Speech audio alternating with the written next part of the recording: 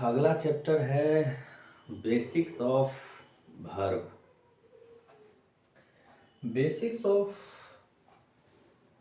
Verb कहने का मतलब हुआ कि वर्ब जो है ना वो कोई छोटा मोटा अध्याय नहीं है। कहने का मतलब हुआ कि हमारा जो इंग्लिश भाषा है ना, नॉट आवर्स, हम लोगों का नहीं, लेकिन ये जो लैंग्वेज है, इंग्लिश भाषा जो है, किस पे टिका हुआ है? सेंटेंस। सेंटेंस बनता किससे है? सब्जेक्ट प्लस में वर्ब। ये दोनों के बिना सेंटेंस अधूरा है, सेंटेंस बन ही नहीं सकता। जितना इंपॉर्टेंस एक सेंटेंस, एक वाक्य बनाने का सब्जेक्ट का है, उतना ही इंपॉर्टेंस एक सेंटेंस में वर्ब का होता है। समझ रहे हैं? कहने का मतलब हुआ कि सब्जेक्ट कौन होता है?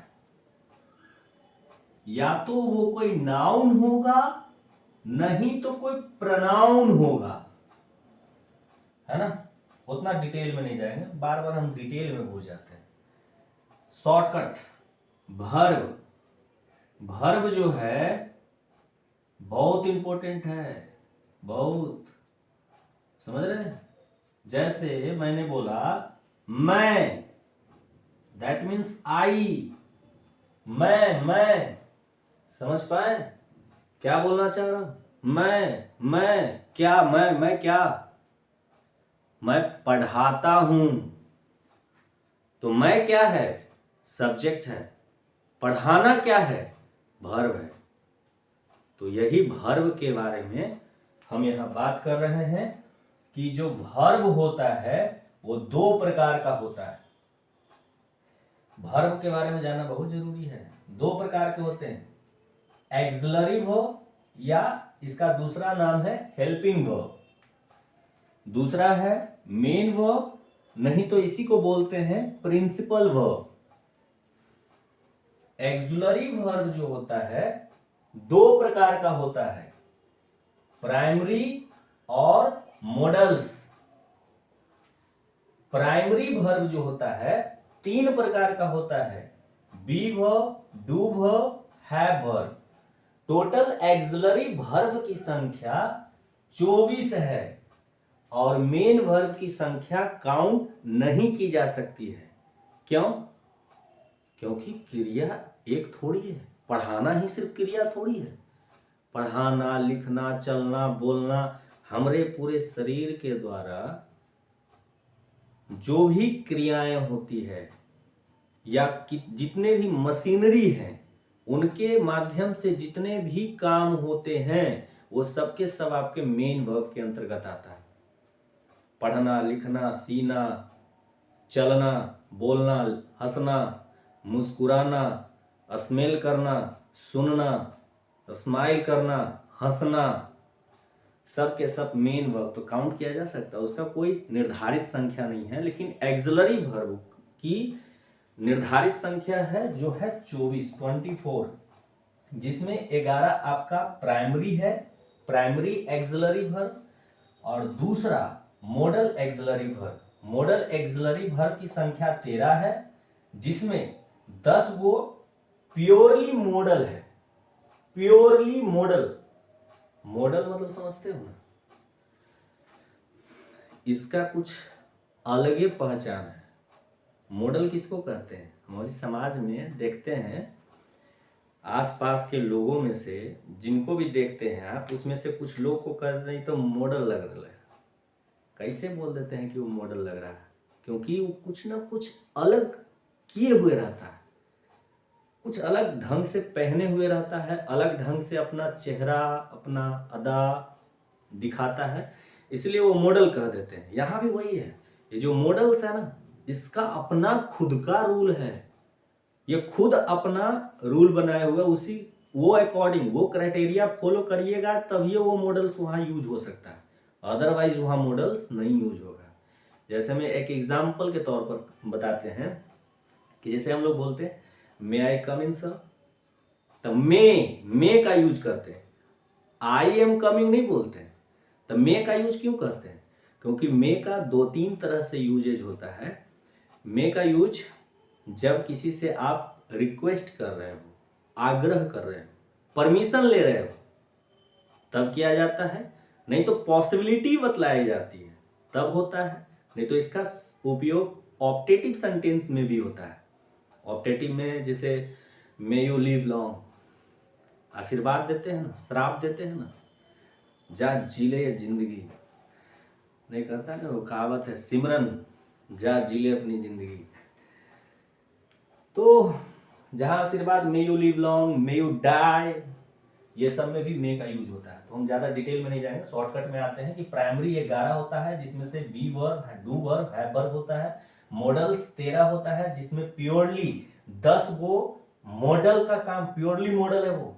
बाकी 3 बेचारे जो बच जाते हैं, ये मॉडल तो है, ये है मॉडल के साथ साथ ये मैरिजनल एक्सिलरी वर्ब इसलिए कहला लेता है क्योंकि ये मॉडल्स के साथ साथ इनका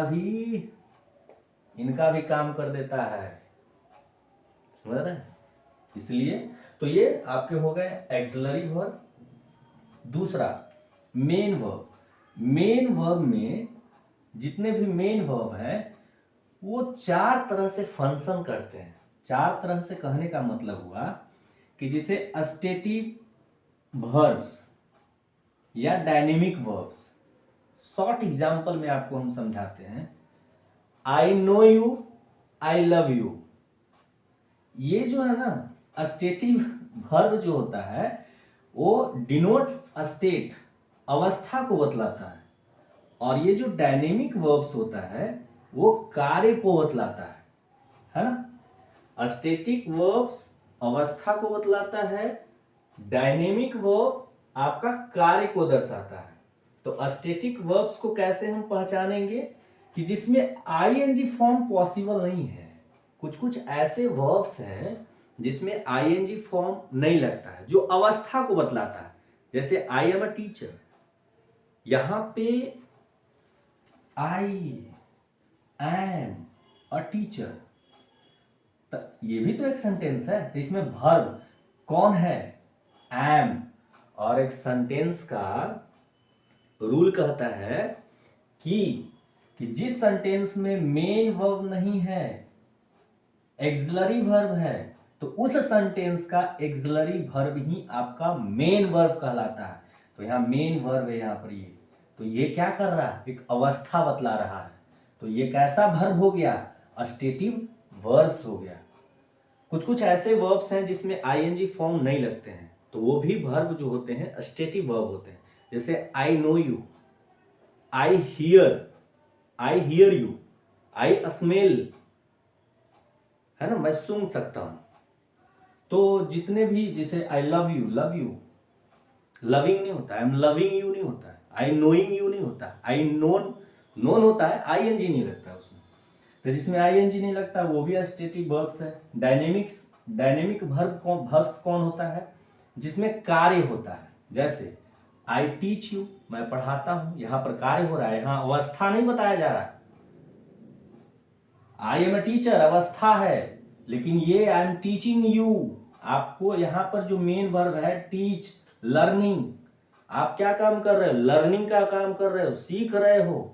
तो यहां पर लर्निंग जो है डायनेमिक वर्ब्स है, यहां पर लव और नो जो है आपका अस्टेटिव वर्ब्स है। मेन वर्ब का दूसरा टाइप बताते हैं, ट्रांजिटिव वर्ब, इंट्रांजिटिव वर्ब। जैसे ट्रांजिटिव वर्ब वो होता है जिस मेन वर्ब के बाद या मेन वर्ब ही बोलिए यहां, क्योंकि मेन वर्ब के अंतर्गत हम पढ़ रहे हैं।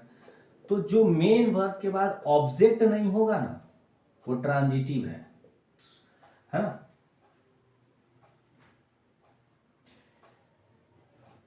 उल्टा बोल दिए क्या? उल्टा एग्जाम्पल लिख दिए हैं।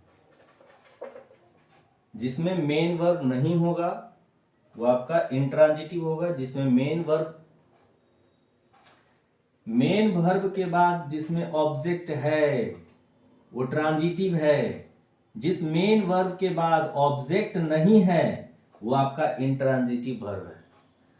हो जाता है कंफ्यूजन भैया, ज़्यादा कोई बड़ा इशू नहीं है ना।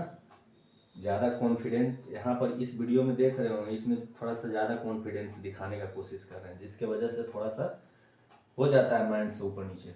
है, आगे चलते हैं। Finite verb, non finite verb. Finite verb में आपका जिसके जैसे कहने का मतलब हुआ जिसमें जो होता है change according to tense, person और नंबर, जिसमें टेंस भी चेंज होता है, नंबर थी जिसमें टेंस भी चेंज होते हैं, वर्ब वर्ब जिसका मेन वर्ब की बात कर रहे हैं जिसमें टेंस हो रहा है, जैसे टेंस में क्या हो गया, लव, लव्ड, लव्ड। पर्सन के अनुसार क्या चेंज हो रहा है, नंबर के अनुसार क्या चेंज हो रहा है, सिंगुलर है तो लव्स लग रहा है, प्लूरल है तो लव लग रहा है। तो यहाँ पे ये क्या है, ये सब वर्ब्स के जो फॉर्म्स हैं वो फिनाइट वर्ब के अंतर्गत आता है। जैसे कुछ वर्ब्स ऐसे भी होते हैं जो जेरंड का काम करते हैं, है ना, जो इनफिनाइट का काम करता है। जैसे ये वॉक क्या है, ये वॉक जो वर्ब है ये वर्ब आपका मेन वर्ब ही तो है, लेकिन आईएनजी लग गया ना तो ये नाउन का भी काम कर रहा है, ये नाउन का भी काम कर रहा है। तो जैसे walking is a good exercise, तो walking is a good exercise, तो वॉकिंग वहां पर क्या हो गया, जेरंड हो गया। जेरंड क्यों बन गया, क्योंकि वो एक नाउन का प्लेस ले लिया। Walking is, walking is verb के पहले आ गया, जो भी वर्ब के पहले आ गया सब्जेक्ट है, तो ये एक जेरंड का काम कर रहा है, समझ रहे हैं। टू हेल्प, तो हेल्प कोई भी मेन वर्ब के पहले अगर टू आ गया तो वो जो हेल्प मेन वर्ब है वो आपका इन्फिनाइट बन जाता है।